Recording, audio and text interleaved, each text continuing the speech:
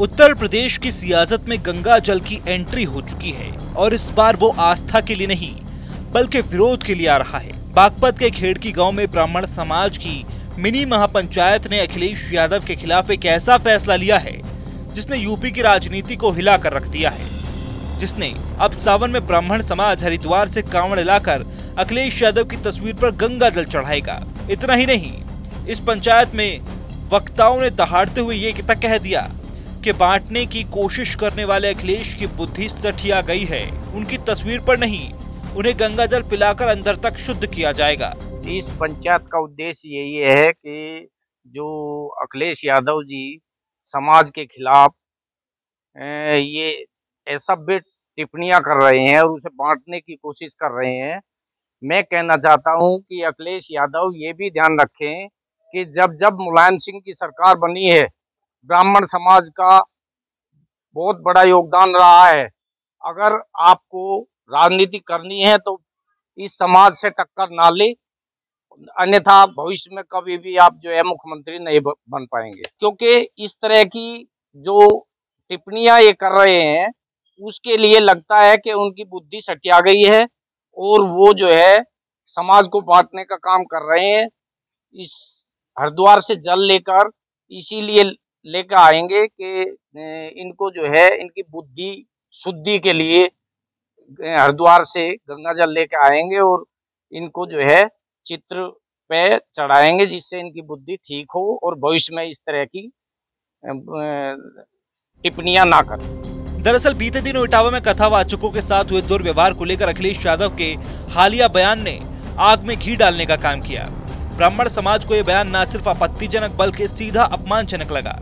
इसके बाद बागपत के खेड़की में बुलाई गई मिनी पंचायत में बड़ी संख्या में ब्राह्मणों ने एक सुर में अखिलेश का न सिर्फ बहिष्कार किया बल्कि उनकी बुद्धि का भी शुद्धिकरण का ऐलान कर दिया। अभी कुछ दिन पहले हमारे कथावाचकों को लेकर के कुछ टिप्पणी करी अखिलेश यादव ने और अनाप शनाप बयान दिए, उसकी हम कड़े शब्दों में निंदा करते हैं, भर्त्सना करते हैं, ऐसे सब करते हैं और उसको हम यहाँ इसलिए हमने यहाँ मिनी बैठक करी है हमने और अखिलेश यादव को हम समझाना चाहते हैं कि अखिलेश जी ऐसे बयान ऐसे समाज के खिलाफ बयानबाजी ना करें और नहीं तो कभी भविष्य में आप मुख्यमंत्री नहीं बन पाओगे। आप बिल्कुल भी भविष्य में मुख्यमंत्री नहीं बन पाओगे। और हम हरिद्वार से अब की बार सावन मास में हरिद्वार से गंगा जल लेकर आएंगे हमारे साथी और वहां से गंगा जल लेकर के आकर के और अखिलेश यादव की बुद्धि शुद्धि के लिए उसको शुद्धि करने के लिए जल शुद्धि करेंगे।